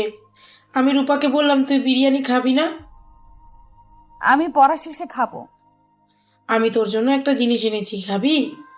কি এনেছো ঠাম্মা? তোর জন্য আমি দই নিয়ে এসেছি, তুই তো খেতে ভালোবাসিস। খুব ভালো করেছো ঠাম্মা। আমার নয় আজকে কেমন যেন অম্বলের মতো লাগছে। আজকে আমি বিরিয়ানি খাবো না, আমি বরঞ্চ দইটা খাবো। বিরিয়ানি কাল সকালে খাবো, আর আমি এমনিতেই মাংস খাই না। সেদিন রাতে রূপা দই খেয়ে আর আমি দুটো শুকনো মুড়ি খেয়ে শুয়ে পড়লাম। এদিকে আমার ছেলে, বৌমা, নাতি ওরা বিরিয়ানি খেয়ে ঘুমিয়ে পড়েছে। রাত্রে কিছু একটা আওয়াজে আমার ঘুম ভেঙে যায়। দেখি আমাদের ঘরে কেরোসিনের গন্ধ। তারা বলাবলি করছে স্যার বেশি করে কেরোসিন দিতে বলেছে। আমি বুঝতে পারলাম কিছু একটা বিপদ আছে। তখন একজন বলল, বিরিয়ানিতে বেশি করে ঘুমের ওষুধ দিয়েছিস তো? এ কথা শুনে আমার মাথা কাজ করলো না। তখন অলরেডি আমাদের ঘরে ওরা আগুন লাগিয়ে দিয়েছে। আমি রূপাকে আস্তে করে ডাকলাম। তারপর আমাদের ঘরটা বাঁশের তৈরি দরমা দিয়ে ঘেরা ছিল এক পাশটা, আর আমার ছেলে, বৌমা, নাতি পাশের একটা ঘরে শুতো। আমি কাটারি দিয়ে সেই দরমাটা কাটলাম। তারপর রূপাকে ঠেলে ফেলে দিলাম। আচমকা রূপা পড়ে যায়, কারণ আমাদের ঘরের পিছনে একটা নর্দমা ছিল। সে আচমকা পড়ে যায়, তার মাথায় আঘাত লাগে। আমি কোনো কিছু আগে পরে না ভেবে সেখান থেকে বেরিয়ে আসি। রূপাকে কোনোভাবে তুলে সেখান থেকে আমি স্টেশনে চলে যাই। কিছুক্ষণ স্টেশনে অপেক্ষা করার পর রাত 3টে নাগাদ ফার্স্ট ট্রেন আসে, আর আমি উঠে পড়ি। আমার এক দূর সম্পর্কের বোন এখানে থাকতো। এই জায়গাটা সহজে কারো চোখে পড়বে না, সে সুযোগটা আমি কাজে লাগালাম। তারপর রূপাকে নিয়ে আমি এখানে চলে আসলাম। তারপর আমি লালগোলা স্টেশনে পৌঁছাই। ওখান থেকে আমি এখানে চলে আসি। আমি জানি এখানে থাকলে তোমার বাবা লোক খুঁজে পাবে। তারপর এখানে এসে আমি আমার বোনকে সমস্ত ঘটনার কথা খুলে বলি। আমার বোন এক ভদ্রলোককে ধরে রূপাকে স্কুলে ভর্তি করিয়ে দেয়। ওখান থেকে রূপা উচ্চ মাধ্যমিক পাশ করে। কলেজে গেলে একটু শহরের দিকে যেতে হবে, তাই রূপাকে কলেজে ভর্তি করিনি। রূপার মাঝে মাঝে মাথা যন্ত্রণা হয়। একবার ডাক্তার দেখিয়েছিলাম, বললো পড়ে গিয়ে মাথায় আঘাত লেগেছে, দীর্ঘ চিকিৎসার প্রয়োজন। কিন্তু আমার হাতে টাকা নেই, তাই মেয়েটার চিকিৎসা করাতে পারিনি। ওর মাথায় মাঝে মাঝে যন্ত্রণা হয়। ওর বিয়ে হয়ে গেলে ওর স্বামী বলেছে দিল্লিতে নিয়ে গিয়ে ভালো ডাক্তার দেখাবে। একভাবে কথাগুলো বলে রূপার ঠাম্মা থামলো। রাজ তখন ঠাকুমাকে বলল, রূপার কোথাও বিয়ে হবে না, আমি রূপাকে বিয়ে করব। আর তুমি আর রূপা এক্ষুনি আমার সাথে আমাদের বাড়ি যাবে। আমি আছি, আমাকে বিশ্বাস করতে পারো। আমি আর রূপার কোনো ক্ষতি করতে দেব না। যদি সেরকম হয় আমি নিজের জীবন দিয়ে দিব। একটু বিশ্বাস করো না ঠাম্মা আমাকে। কিন্তু তোমার পরিবার? আমি আছি, তোমরা চলো। আমি রূপাকে খুব ভালোবাসি। আমি থাকতে ওর কোনো ক্ষতি করতে আমি দেব না। আগে যেটা হয়েছে সেটা আমার অজান্তে হয়েছে, কিন্তু এখন কিছু হবে না। আমি পুরো পরিবারের সাথে লড়ব, সে ক্ষমতা আমি এখন অর্জন করেছি। এরপর রাজের কথা শুনে তার ঠাম্মার মনটা একটু নরম হয়। সে দরজা খুলে রূপাকে রুম থেকে বাইরে বের করে নিয়ে এলো। তারপর রূপাকে বলল, তুই যাবি রাজের সাথে? ও তোকে খুব ভালোবাসে। কিন্তু ঠাকুরমা, আমার তো বিয়ে ঠিক হয়ে গেছে। রূপার কথায় রাজ বলে, তোমার স্বামী থাকতে তুমি অন্য কাউকে কি করে বিয়ে করতে পারো? মনে নেই সেই ঝড় বৃষ্টির দিনে কি ঘটেছিল আমাদের মধ্যে? আমি তোমায় অনেক খুঁজেছি রূপা, তুমি আর আমায় ফিরিয়ে দিও না। তুমি আমার অস্তিত্বের সঙ্গে মিশে আছো। তুমি কেন বুঝছো না আমি যে তোমায় খুব ভালোবাসি? সেদিন রাত